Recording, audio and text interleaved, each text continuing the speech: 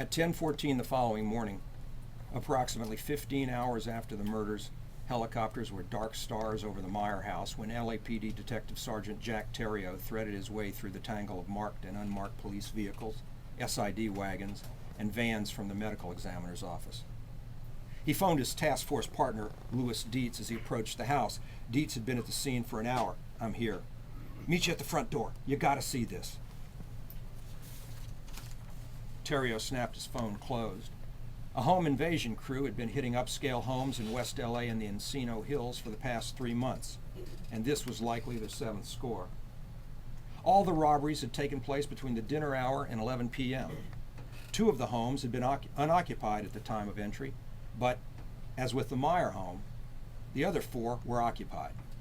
A litter of 9mm cartridge casings and bodies had been left behind, but nothing else, no prints, DNA, pictures, video, or witnesses. When Theriault reached the plastic screen erected to block the front door from prying cameras, he waited for Dietz. Across the street, he recognized 2 squats from the chief's office huddled up with a woman who looked like a Fed. The squats saw him looking and turned quickly away. Theriault thought, crap, now what? She was maybe 5'6" and sturdy with that gymmed-out carriage Feds have when they want to move up the food chain to Washington. Navy blazer over outlet store jeans, wraparound shades, little slit mouth that probably hadn't smiled in a month. Dietz came up behind him. "You gotta see this, come on." Theriault nodded toward the woman. "Who's that with the squats?" Dietz squinted at her, then shook his head. "I've been inside. It's a mess in here, man, but you gotta see, come on." Dietz ducked behind the screen without waiting, so Theriault hurried to catch up, steeling himself for what he was about to see. Even after 18 years on the job, the sight of blood and rent human flesh left him queasy. Embarrassed by what he considered a lack of professionalism, Theriault stared at Dietz's back as he followed him, not wanting to see the gore until absolutely necessary. They reached a large, open dining area where a coroner investigator was photographing the crumpled form of an adult white male. Dietz said, "Okay, we touched the body?" "Sure, I'm good. Can I have one of those wet wipes?" The CI gave Dietz a wet wipe, then stepped to the side, giving them room. The male victim's shirt had been cut away so the CI could work on the body. Dietz pulled on a pair of latex gloves, then glanced at Theriault. The body was laying in an irregular pool of blood almost 6 feet across. "Be careful of the blood. I can see fine from here. I'm not stepping in that mess." Dietz lifted the man's arm, cleaned a smear of blood off the shoulder with the wet wipe, then held the arm for Theriault to see. "What do you think?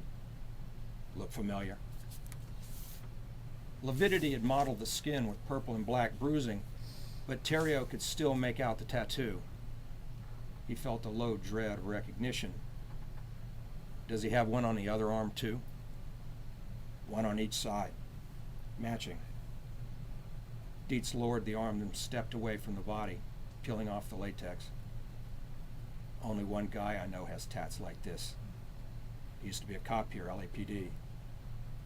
A blocky, bright red arrow had been inked onto the outside of Frank Meyer's shoulder. It pointed forward. Theriault's thoughts was racing. "This is good, Lou. This gives us a direction. We just got to figure out what to do about him." The woman's voice cut through behind them. "About who?" Theriault turned, and there she was, the woman in the 2 squats. Wraparounds hiding her eyes, mouth so tight she looked like she had steel teeth. The woman stepped forward and didn't seem to care if she stepped in the blood or not. "I asked a question, Sergeant. Do about who?" Theriault glanced at the arrow again and gave her the answer. "Joe Pike."